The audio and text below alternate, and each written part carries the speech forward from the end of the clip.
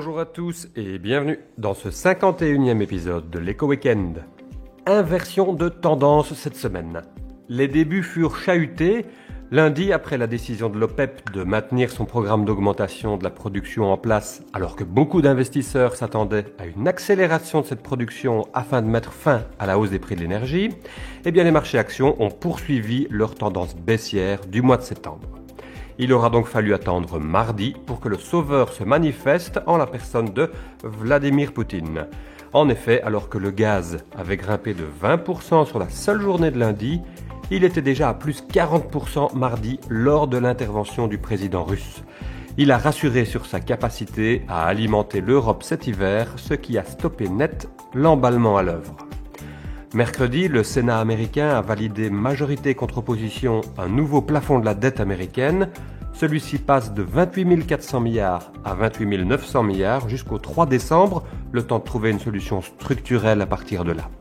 Cette bonne nouvelle a ainsi permis au marché d'actions de rebondir, ce qui nous donne le tableau de performance que vous voyez à l'écran.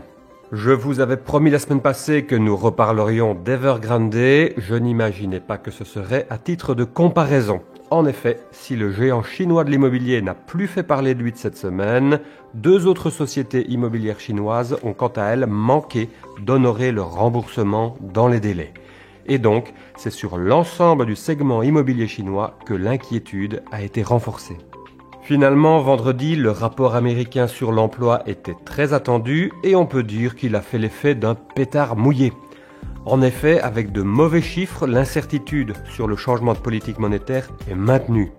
Et d'un autre côté, ce rapport fait aussi état d'une diminution du taux de participation, ce qui traduit une diminution de la main-d'œuvre disponible. D'ailleurs, le taux de chômage a également positivement surpris.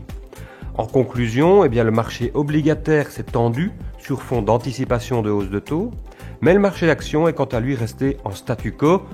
Bref, personne ne s'accorde sur l'interprétation que la Fed va donner à ce rapport.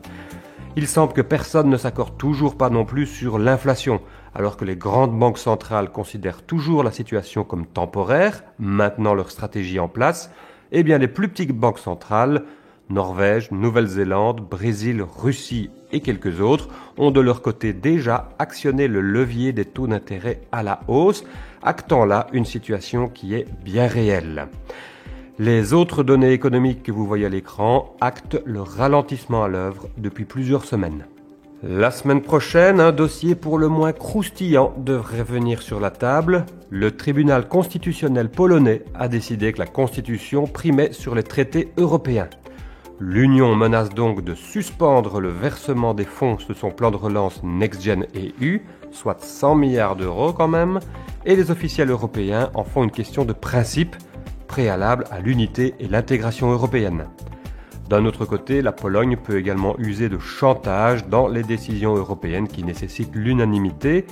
Bref, la semaine prochaine nous rappellera probablement combien les palabres politiques européens peuvent s'avérer coûteux pour le citoyen.